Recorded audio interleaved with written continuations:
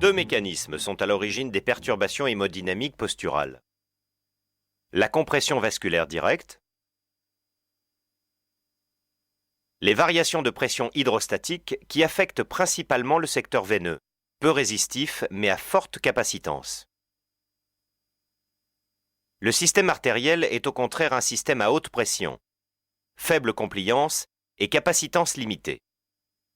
Il est résistant aux variations posturales, la pression hydrostatique variant d'environ 2 mm de mercure tous les 2 cm et demi en orthostatisme. L'accumulation de sang dans les zones déclives diminue le retour veineux et le débit cardiaque, dont il est un des principaux déterminants.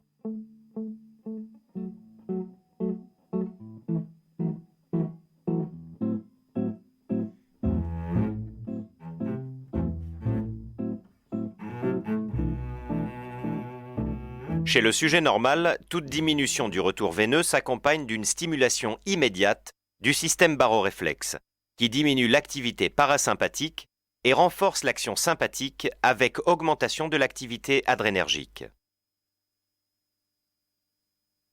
Il en résulte une accélération de la fréquence cardiaque, une élévation des résistances artérielles systémiques, mais aussi une vénoconstriction avec amélioration du retour veineux. L'anesthésie intervient en perturbant les mécanismes d'adaptation physiologique, compensant la baisse du retour veineux. Toute mobilisation susceptible de modifier la répartition de la masse sanguine doit être réalisée progressivement et après vérification préalable de la stabilité hémodynamique. En décubitus dorsal, l'équilibre hémodynamique est rarement compromis. Il faut cependant veiller, en chirurgie hépatobiliaire, à ne pas étirer la veine cave inférieure dans sa traversée diaphragmatique, par l'utilisation d'un billot trop important qui entraînerait une chute du débit cardiaque. La compression de la veine cave par l'utérus gravide après le 7e mois de grossesse peut générer un bas débit cardiaque maternel et surtout fœtal. Pour prévenir ce syndrome, il faut mobiliser l'utérus vers la gauche en surélevant la hanche droite ou, pour certains auteurs, en plaçant la patiente en décubitus latéral. Une inclinaison inférieure à 30 degrés serait en effet insuffisante pour lever la compression lors des contractions.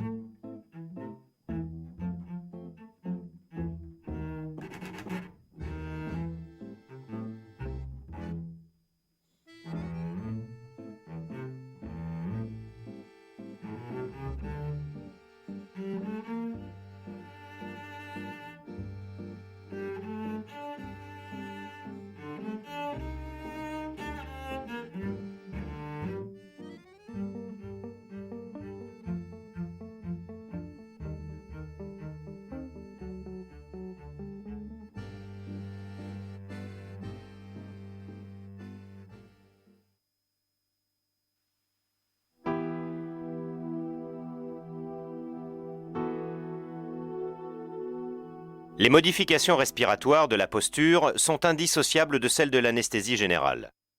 Elles sont essentiellement dues à l'effet de la pesanteur sur l'appareil respiratoire qui entraîne une redistribution du flux sanguin pulmonaire. Le décubitus dorsal, position habituelle d'induction anesthésique, provoque de manière physiologique une ascension du diaphragme sous l'effet de la pression des viscères abdominaux, qui réduit d'autant la capacité respiratoire fonctionnelle. Environ 1 litre de diminution, soit de 3 à 2 litres chez un adulte moyen.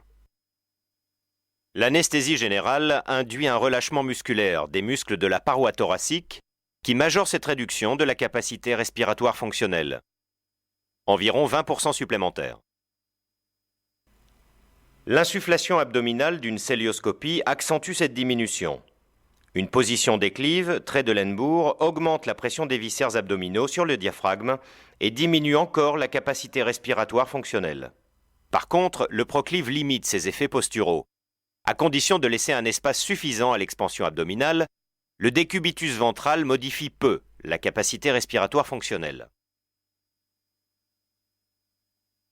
Chez l'obèse, les modifications posturales surviennent sur une capacité respiratoire fonctionnelle déjà réduite par rapport à un sujet normal. La capacité respiratoire fonctionnelle peut ainsi passer de 3 à 1 litre après l'induction de l'anesthésie, sous les effets conjugués de la posture, de l'obésité et d'une insufflation abdominale. Cette baisse de capacité respiratoire fonctionnelle liée à la pesanteur survient principalement dans les zones déclives du poumon. En arrière, en position de décubitus dorsal, sur le poumon inférieur en décubitus latéral. Il en résulte le passage de la capacité respiratoire fonctionnelle sous le volume de fermeture, et donc le développement rapide de zones d'atelectasie, alvéoles non ventilées, qui sont source d'effets shunt et d'hypoxémie.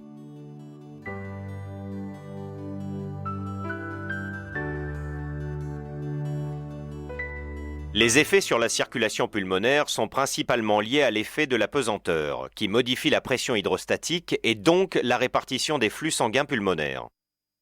Sous anesthésie générale, l'adaptation physiologique de cette répartition est altérée, majorant l'effet de la pesanteur. Les variations hydrostatiques sont particulièrement marquées quand le poumon est en hauteur. Dans la partie supérieure du poumon, la pression hydrostatique est tellement basse que les alvéoles ne sont pas perfusées. C'est l'effet espace mort, zone 1 de ouest. En descendant vers la partie moyenne du poumon, zone 2 de ouest, la pression hydrostatique augmente, la perfusion pulmonaire réapparaît.